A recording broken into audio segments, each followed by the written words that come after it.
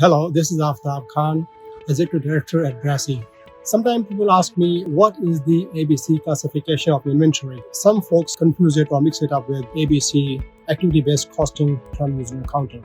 So ABC classification of inventory is a different thing. It has to do with inventory accuracy, which is we manage through a process called cycle counting. Cycle counting, as the name suggests, we count physical inventory on a cyclical basis. We match it with inventory records on your computer, on your logbook.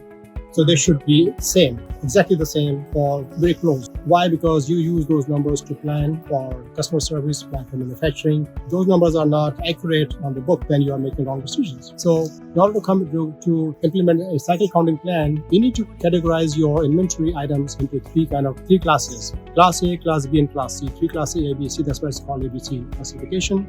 Class A represents those items together that represent about 80% of total inventory value. So they are more important, high-priced, critical for business. They go into your flagship products or critical ingredients for your recipes.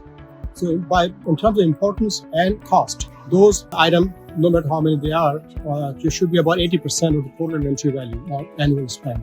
As the rule goes, 80-20 rule, there are few items which constitute 80% of spend. Then we go to the next Class B category, in which you have about next 15%, which is middle grade importance, expense, and all that. And Class C is everything else, all there. So you can imagine that there will be few important items they'll be in the 80%, that will show 80% cost on annual basis. Next category, few more items represent about 15% more, and then the remaining 5% will be everything else. It could be in hundreds of thousands. So when you classify in those categories, the purpose is to have more frequent checks on Class A items, more stringent and tighter controls and tolerances than B.